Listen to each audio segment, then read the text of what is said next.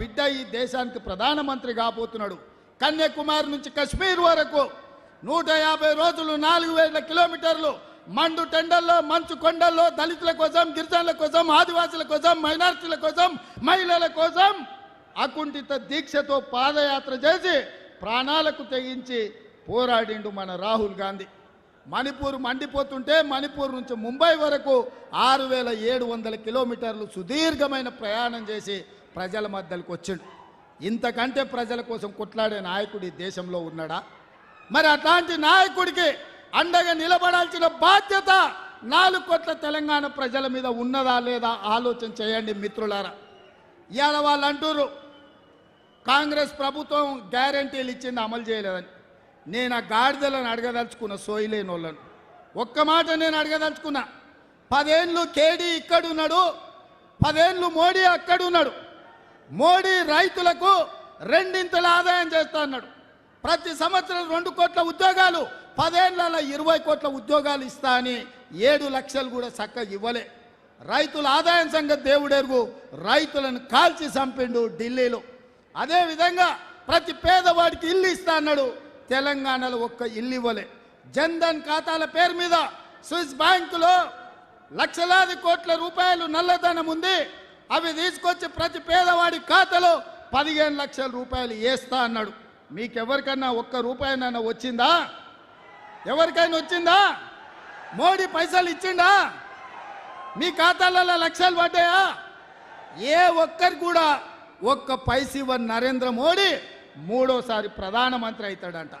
ఇక కేడీ అయితే దళితులకు 3 ఎకరాల భూమి, డబుల్ బెడ్రూమ్ ఇల్లు, ఇంటికో ఉద్యోగం, ఇట్లా శాంతాడంత లిస్టు చెప్పాడు. చివరికి ఏమైండు? బొందలకు పోయిండు. వాళ్ళు 10 ఏళ్ళ గాడిదలను కాసి ఇవాళ 100 రోజుల్లో మనం 6 గ్యారంటీలలో 5 అమలు చేసినాం సోదరులారా. అప్పుడే రేవంత్ రెడ్డి గ్యారంటీలు అమలు చేస్తలేడు, ఇక దిగిపో అంటుండు. దిగిపోనికి ఏమన్నా అల్లాటప్పగా వచ్చినాం అనుకుంటున్నావా? అయ్య పేరు తాత పేరు చెప్పుకొని ఎవరిని కాళ్ళు పట్టుకొని రాలే బిడ్డ. నీలాకటోళ్ళని తొక్కుకుంటా వచ్చి ఆ కుర్చీలో కాంగ్రెస్ పార్టీ కార్యకర్తలు కూర్చోబెడితే కూర్చున్నాం. 10 ఏళ్ళ వరకు నేను చెప్తున్నా, మానుకోట గడ్డ మీద నుంచి కల్వకుంట చంద్రశేఖరరావు గుర్తుపెట్టుకో. నువ్వు కాదు, నిన్ను అయ్య కాదు, నీ తాత కాదు, నిన్ను పుట్టించినోడు వచ్చినా 10 ఏళ్ళు తెలంగాణ రాష్ట్రంలో కాంగ్రెస్ ప్రభుత్వం ఉంటుంది. ప్రజా పాలన అందిస్తాం. ప్రతి పేదవాడికి ఇచ్చిన మాట ప్రకారం ఇందిరమ్మ ఇండ్లు ఇస్తాం. ఆర్టీసీ బస్సులో ఉచిత ప్రయాణం ఇస్తాం. రాజీవ్ గాంధీ ఆరోగ్యశ్రీలో 10 లక్షలు ఇస్తాం. ఇంటింటికి 200 యూనిట్లు ఉచిత కరెంట్ ఇస్తాం. 500 రూపాయలకే సిలిండర్ ఇస్తాం. సంవత్సరం తిరిగే లోపల 2 లక్షల ఉద్యోగాలు ఇస్తాం. బీసీ జనాభా లెక్కలు కట్టి వాళ్ళ జనాభా ఎంతుందో వాళ్లకు నిధులు ఇస్తాం. ఇవన్నీ పనులు చేసే బాధ్యత మాది. ఇదే కాదు మీడియా మిత్రులారా, 100 రోజుల్లో మీకు తెలుసు అధికారం చేపట్టిన 48 గంటల్లో ఆడబిడ్డలకు ఆర్టీసీలో ఉచిత ప్రయాణం ఇచ్చినాం. ఇవాళకి 35 కోట్ల మంది ఆడబిడ్డలు అమ్మగారింటికి, అత్తగారింటికి నచ్చిన దేవుణ్ణి మొక్కుకోనికే గుళ్ళు గోపురాలకు పోయొచ్చింది. 10 లక్షల రూపాయల రాజీవ్ ఆరోగ్యశ్రీ పథకం ద్వారా కార్పొరేట్ హాస్పిటళ్లలో వైద్యాన్ని పేదలకు అందించినాం. ఆడబిడ్డలకు మాట ఇచ్చినట్టు కట్టెలపై కష్టాలు తీరవాలని 4 నూర్లున్న సిలిండర్ను నరేంద్ర మోడీ 12 నూర్లు చేస్తే 500కే ఇస్తామని ఇవాళ ఆడబిడ్డలకు 500 రూపాయలకే సిలిండర్ ఇచ్చినాం. పేదవాళ్లకు వ్యవసాయానికి ఉచిత విద్యుత్తే కాదు, పేదవాళ్ళ ఇండ్లకు కూడా 200 యూనిట్లు ఉచితంగా ఇస్తామన్నాం. ఇచ్చి బరాబర్ చూపించినాం. ఇవాళ పేదవాడి ఇంటికి 0 బిల్లులు ఇస్తున్నాం. ఇదే కాదు, పొంగులేటి గారి మంత్రివర్గం ఈరోజు 4,50,000 ఇందిరమ్మ ఇండ్లు 22,500 కోట్ల రూపాయలతోని ఇదే ఖమ్మంలో ప్రారంభించుకున్నాం. ప్రతి పేదవాడికి ఇవాళ ఇందిరమ్మ ఇండ్లు ఇస్తున్నాం.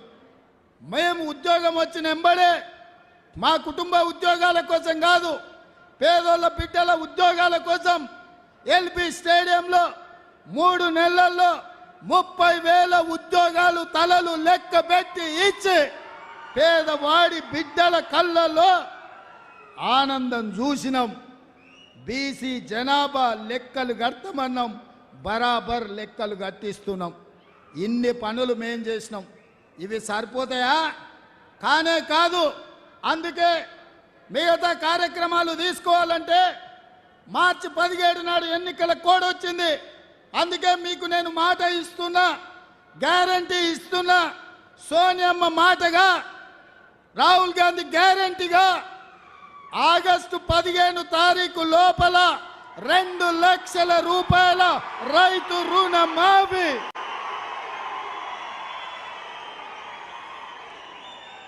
నా తెలంగాణ రైతాంగ సోదరులకు తుమ్మల నాగేశ్వరరావు గారి సాక్షిగా నేను మాటిస్తున్నా, భద్రాద్రి రాముడు సాక్షిగా నేను మీకు మాటిస్తున్నా, 15 ఆగస్టు లోపల 2 లక్షల రూపాయల రైతు రుణమాఫీ చేసి మీ రుణం తీసుకునే బాధ్యత నాది, ప్రజా పాలనది, కాంగ్రెస్ పార్టీది.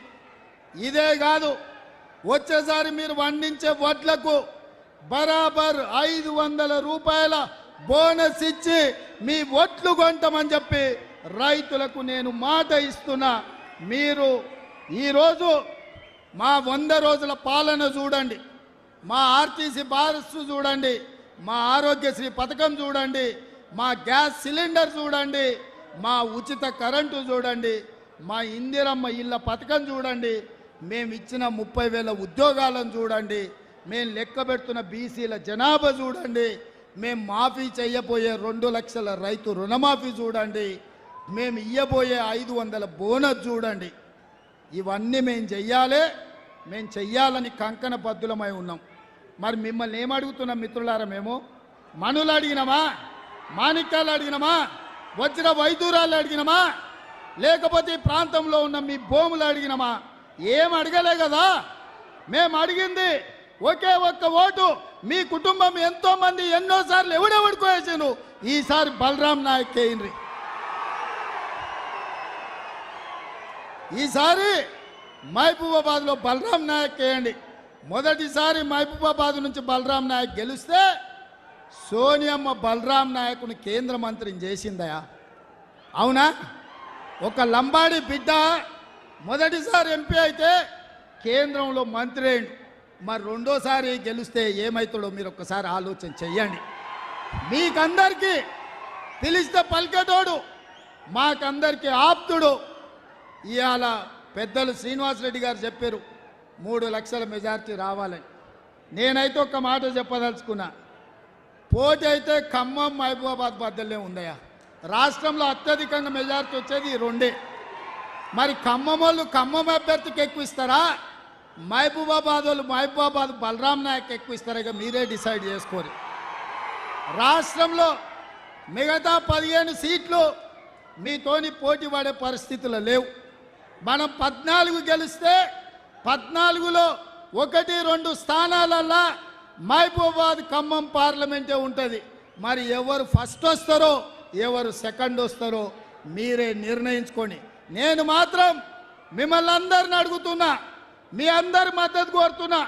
మా బలరాం నాయకునే మొదటి ర్యాంకులో ఆమోదించి బలరాం నాయకును ఈ పరీక్షలో గెలిపించండి అని నేను అడుగుతున్నా. మీరంతా సిద్ధమేనా? సిద్ధమేనా? సిద్ధమేనా? రాష్ట్రంలో మొదటి స్థానం మీదే కదా, సిద్ధమే కదా. మొదటి స్థానం మహబూబాబాద్కే కదా. సిద్ధం అన్నోళ్ళందరూ చేయి పైకెత్తండి. జై కాంగ్రెస్, జై జై కాంగ్రెస్. హస్తం గుర్తుకే, హస్తం గుర్తుకే, హస్తం గుర్తుకే.